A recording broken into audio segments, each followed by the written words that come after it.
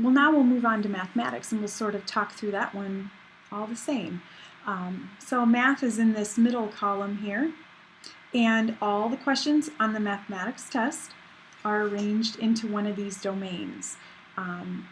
They are number sense, algebra, data analysis, probability, geometry, and the final one is measurement. I might take my blue highlighter here for this particular student and just make note that each of these content domains are very high over here. Okay? And then I look down in cognitive levels. Again, that's the rearrangement of all the questions into just exactly what type of thinking was required for those to be answered. And we have essential competencies, conceptual understanding, and extended reasoning. That's exactly the same as they were in reading. And again, I see those pretty good too. And you know, here's a time where there's not a definite time of where you highlight and where you don't. I could choose to highlight essential competencies there and you know, make a learning plan for Aiden based on that data. But yet, look at how positive it is. I mean, it's still actually 10% more correct than the national group, and so it's sort of up to you as to whether, you know, where you highlight, what your thresholds are for those things. Then finally, we'll talk about science just real quick, and then I'll invite you to stop and look at your reports for the same. So domains are life science, and then they continue on the next page, earth and space and physical science. All the questions are divided into those content areas, and then they're rearranged in the same cognitive levels one more time again, and so you see how those are going. So potentially, I could have strengths or areas of need in the domains about the content. I could have strengths and areas of need in the cognitive levels. It would be very important for you to kind of look at the reading, math, and science next to each other, just like you would be able to on this report, because if you have a student who has needs in essential competencies in each of these subjects, that's got different implications for you as a teacher than does when those things happen in an isolated place.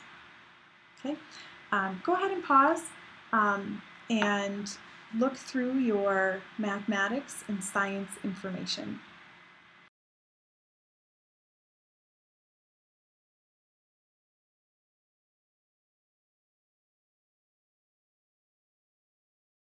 One more step that we want to take here in math is getting back to this profile narrative that we will share with parents. We want to make a few notes now for ourselves in math, and I would say something to the effect in our case of Aiden here, that all domains were positive. So this is a good sign. You know, this is something a parent needs to know. This student is very well-rounded in math, and likely that might be my conversation. But just a few notes to yourself on this report are important because you'll have many students to talk about, so you want to make sure you have a few notes. We're on the performance profile for just another minute here. There's some information about college and career readiness here. This is new to us. This is new information. It's not on this parent report at all, so you want to take a minute to take a look at it. Another place for your highlighters as well. So we see these grade level benchmarks in reading, written expression, math, and science. We haven't been concentrating on written expression here in our talk today, but there's good pieces of information here. So when you look over to the right from there, it says whether a student is not yet on track or on track for college and career readiness here. So college and career readiness is defined on this given assessment by the 75th percentile or greater. So when you have students who are proficient, that's just not the whole story. Are they college and career ready is what we're trying to look here. So these would be things to come back to your individual profile narrative that you'll be sharing with parents and maybe make note. For our Aiden here, He's right on track with where we want him to be in math, but he's got some growing to do in reading. This student is just a 7th grader again, but we have some predicted ACT or SAT scores as our final bit here. So we see some predictions there. This might be something you talk with high school students a lot more than you talk with elementary or middle school students about. But keeping a handle on where that predicted composite in particular of the ACT, if that's what most of your students are taking, that would be a good thing to take a look at.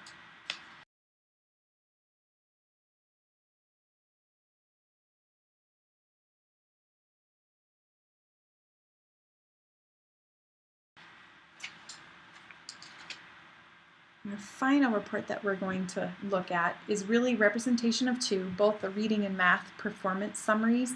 And again, we're going to acknowledge this is for a different student, but we're going to use it as though it was Aiden's. Your top box here gives you, again, the national standard score, national percentile rank, grade equivalency. You saw that before.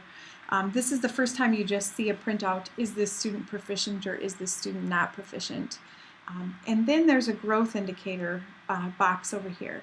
On their first Iowa assessment, it will be NA, but after they've taken a second Iowa assessment and on from there, you will get an indicator about whether a student has exceeded that predicted growth, not yet met that predicted growth, or if they're right on target. So you'll see one of those 3 indicators there in the future. The second box here, we have the same 5 skill domains from the last report.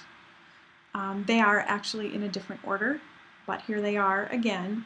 And this time, instead of seeing percent correct, you see the points earned versus the points possible. So this is just a different way of looking at that information.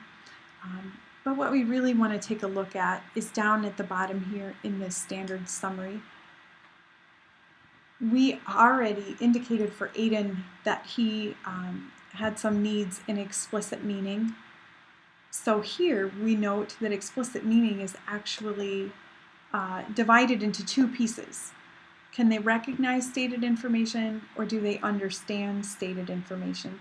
So it's good for us to take a look there at any previously identified weaknesses here. What else can I tell parents? How can I get into a deeper conversation about that?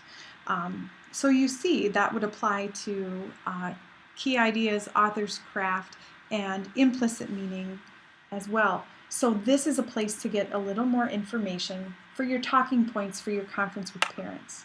So let's stop here and have you take a look. You may want to use your highlighters here for areas of strengths you might talk about and areas of weaknesses as well.